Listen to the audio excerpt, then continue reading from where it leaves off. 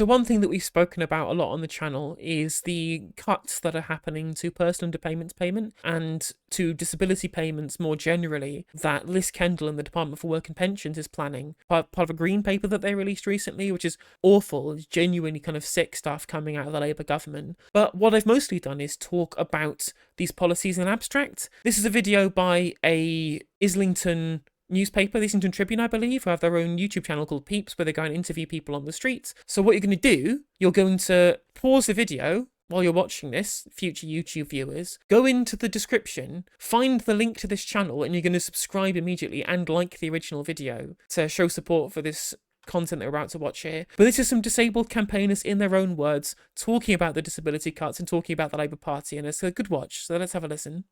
We have had a long time, 14 years, that old number that we're so used to hearing, 14 years of austerity. And it's not that we expected everything to be all wonderful and we'd be having parties and that would be it. It's the fact that I think we did not expect what we think of as Labour as being the party of the people and of looking after those who need some extra support as being the ones to come for us. The issue, of course, is that because Labour have, for quite a while now, on the right of the party, been very, very anti-welfare, cuts that we're seeing right now are the kind of things that Rachel Reeves was kind of dreaming about in 2013 when she said that she'd be harsher on welfare claimants than the Tories.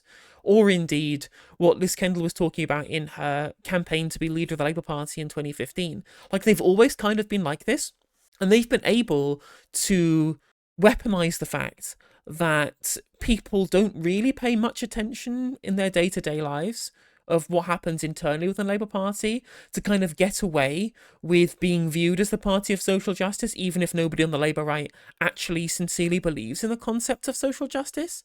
So people vote for Labour thinking that they're going to be a party of social justice because that's the kind of broad narrative that surrounds them, that they haven't just paid attention to the fact that people like Liz Kendall and Rachel Reeves don't believe in that shit at all.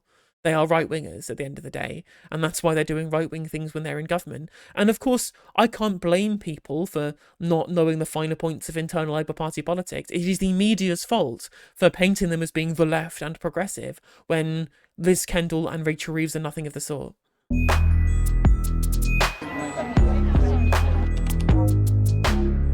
So my name's Liz Carr and I'm an Islington resident who feels strongly that I want my MP, who's Emily Thornberry, and also the council, the Labour Council here, to know that there is huge opposition to the proposed benefit cuts. It's a myth that the Labour Party are a party for working class people. So it surprises me not that they turn against the poorest in society rather than looking at the richest in society. I just think... And that's the thing, right? That's someone who's switched on, who's been paying attention, you know? Because it's the people at the top of the Labour Party who have had donations from hedge fund managers and oligarchs and private equity and CEOs. Like, Labour together is almost entirely funded by the super rich, multi-millionaire super rich people. We already know about the donations from Lord Ali, donations that got to extract concessions by there not being further restrictions on oligarch donations to political parties. That's what Lord Ali got for his money. It was a quid pro quo at the end of the day. And trade unions, who are traditionally the funding of the Labour Party, have been sidelined in the Starmerite world that we live in terms of Labour influence, which is why the Labour Party are out here advocating against the bin workers in Birmingham being paid fairly and asking them to accept a deal with an £8,000 pay cut. I think the fact that they're trying to demonise people like me, and they want to create a society where we're not seen as a part of everything. We're seen as a burden on society, and that's not what we are. It's really good. And that's also their thing as well. Another thing that's kind of really insidious about the Labour Party is them thinking that Labour means that they're the party of the act of labour itself and not the labour movement or working people, because any working person could become a disabled person tomorrow without anything happening of their fault at all, and they need a welfare state that's there to look after them if that does happen. The welfare state was fought for by workers, understanding that their ability to be able and healthy to do work is the thing that enables them to contribute to society. And the moment they lose that, they rely on the provision of working people to be able to get by. It's why they fought for the welfare state, because it was there to catch them if they were unable to continue working. And that could happen to anyone tomorrow. And the Labour Party thinking that actually, well, no, it's only the act of labour that is valuable is really dangerous kind of Weberian Protestant work ethic ideology, which the Labour Party should stand against. It is the value of the people who do the labour that's important, not the value of the labour itself. Confusing to people who just go, oh, it's scroungers. No, these are people that need extra support. Many who aren't able to work, but you're also coming for disabled people who work. And let's remember here that disabled people pay taxes too, but we're being penalised yet again. Right across the globe, the monsters are marching. And the monsters are the billionaires and the millionaires who are telling those of us with little that we have too much. Look, I had to give up work because of medical conditions. I had a job that I absolutely adored. I was a specialist needs teacher. I worked with children with profound and multiple learning difficulties. It was my absolute life. I had to give up that job, and now I live literally on the breadline. You know, if it wasn't for my daughters giving me a little bit of money each month, I wouldn't make it by month to month. Handouts. And that could be anyone tomorrow. Every single person now who is supporting the Labour Party's cuts because they believe that there is this huge community of scroungers claiming disability, which there isn't. There's no evidence for this. PIP fraud rate is essentially zero at this point in the country. That could be you tomorrow. You're doing your job that keeps you afloat at the moment, and bam, tomorrow you could have a physical or mental health problem that takes you out of work for a short time, a long time, potentially forever, and you are going to rely on what these people rely on right now, that the Labour Party are currently cutting. It could be you tomorrow. And that's the thing about people who are right-wing. It's only a problem once it affects them. Is a word that's been used by politicians.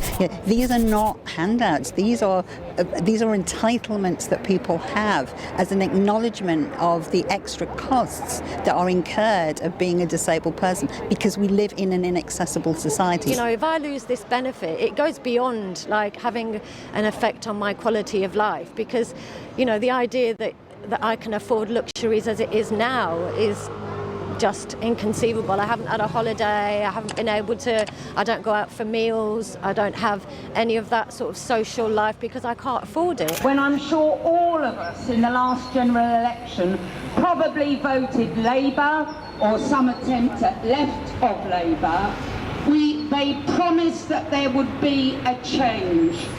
But while they were promising change, they were wallowing in a bath of luxury. My name's Mark Dunk. I'm the That's the thing, is that they did promise change, and no one expected that it would be change for the worse.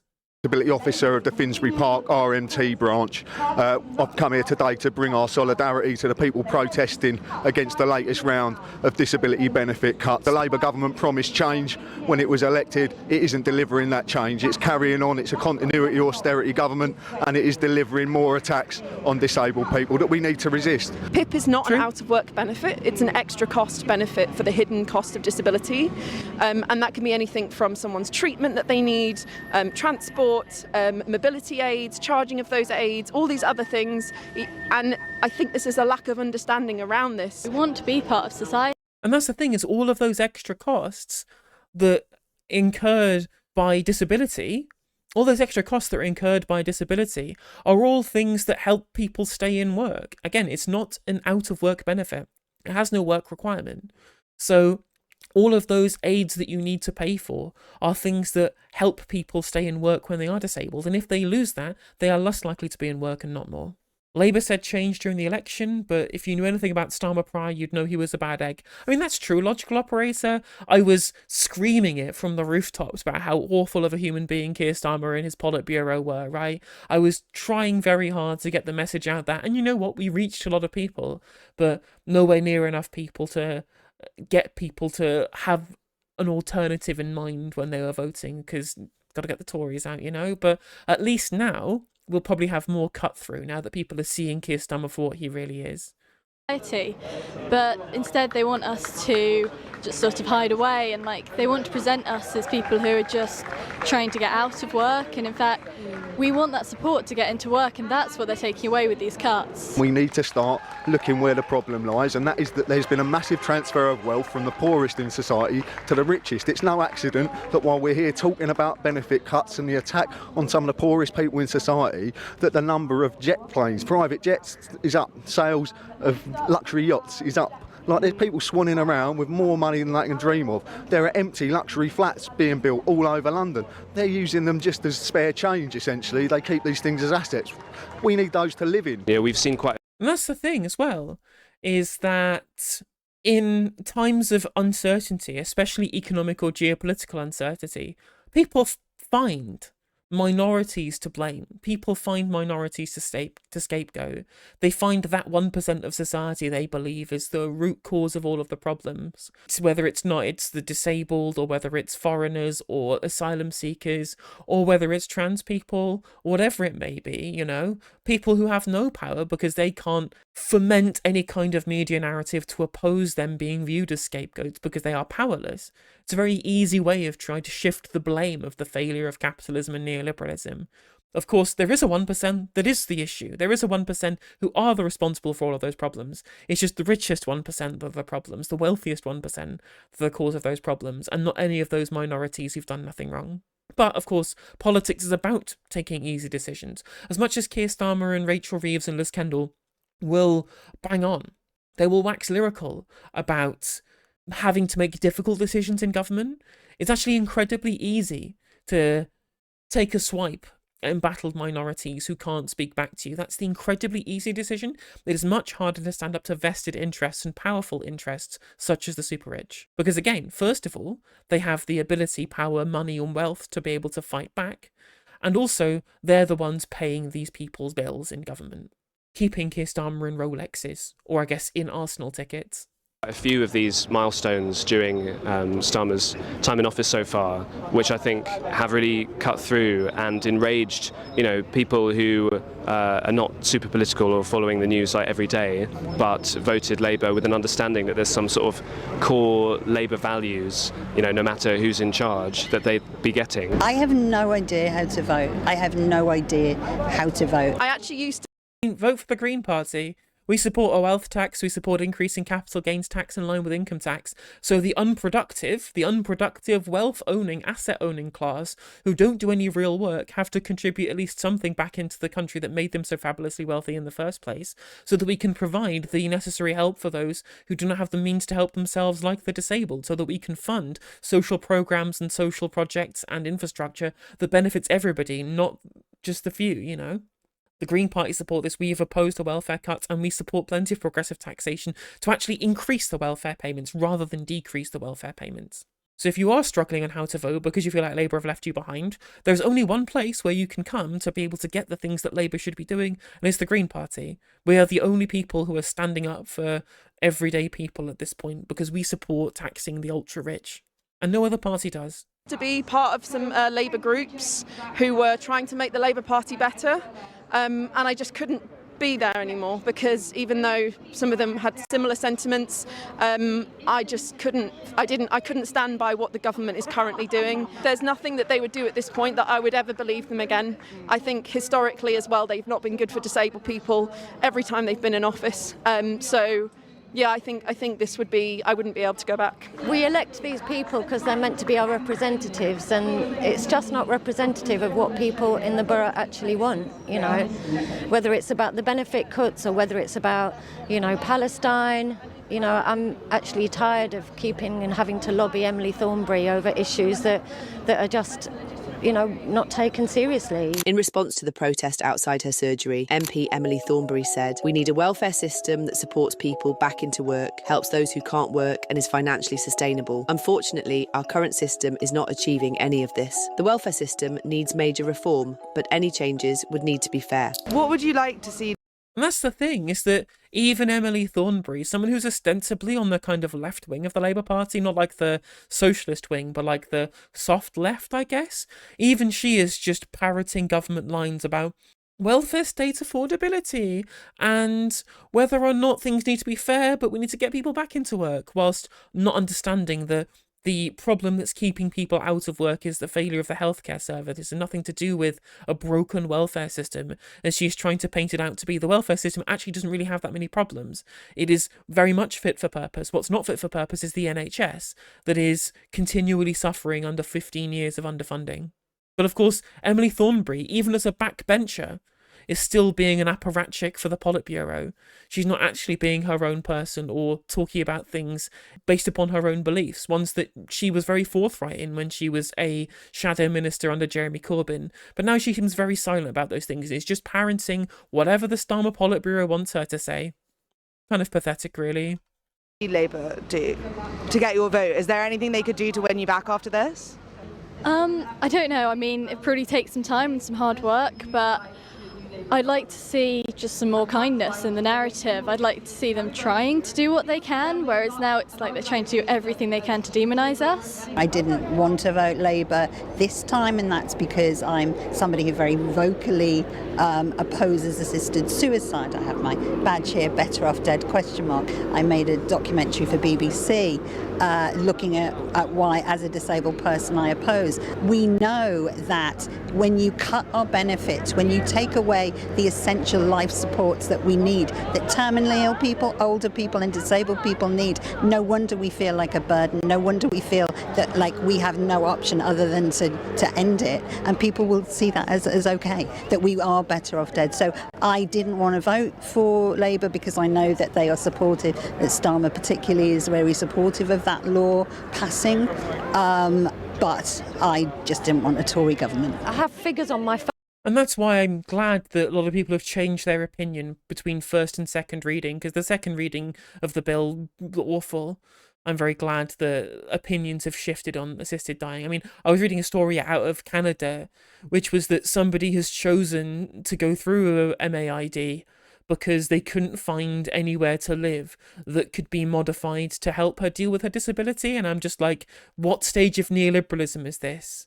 Like, what stage of disaster capitalism are we at, where people are choosing to end their own lives because they can't have access to reasonable adjustments to be able to live in their own house as a disabled person? Like, what has capitalism become? And then, of course, capitalism would always get to this point. Once you subsumed capitalist ideology entirely uncritically, as neoliberalism does to people, as cultural neoliberalism is created, where we view everything only by monetary value, what people can provide to the economy as a unit, rather than how they holistically fit into society, of course we'd get into the position where we think people are better off dead than think about spending any amount of money building housing that is not just available for disabled people, but is at the very least in a position where it could be altered to make it livable for the disabled, you know? And in Canada, they can't even get that. Phone if you're interested, but the idea that that benefit fraud is the real issue is absolutely ridiculous. Like, benefit fraud is tiny in comparison to wealth tax fraud. You know, to the honestly, you know, in comparison, there's a graph on my phone in comparison to, you know, to the money that's gone through people's tax evasion and stuff like that. Tax the rich. You know, don't be so afraid. You just so, you know, let's please the people that keep you in power. Just, you know, who are you really there for? If you're there for ambition and for your own individualism, which you are, I think, then fine. But not every MP is. I think there are some brilliant MPs, some brilliant Labour MPs as well, and do the job of what you were originally elected to do, and that is to look after your constituents, all of them, rich and poor, disabled and non-disabled, and stop scapegoating disabled people and putting them in poverty and at risk. Yep, she's absolutely correct. They do need to put their constituents first rather than their donors first, but unfortunately, no matter how good a Labour MP is, they are still at the mercy of the whip and the mercy of the Starmer Politburo, and most of these MPs have been selected by the Politburo for their loyalty and fealty to Starmer and McSweeney, and they're the ones calling all of the shots. So what their personal opinions are is now particularly irrelevant when it comes to voting on policy. I mean, she's right, they should be serving their constituents, but they only have one constituency, and that is the donor slate for Labour Together. As I said before, you must go and subscribe to Peeps right now. If you're watching in chat, please go and do that. And if you're watching the video, if I upload it later, please also go and subscribe. The link will be in the description. Go and like the video. And in fact, go and watch the video again on their channel. Get them some watch time so that the algorithm, even if you have to watch it muted in the background while you're doing something else, give them the watch time, give them your eyes, let them have some algorithmic boost to their content having watched the video today.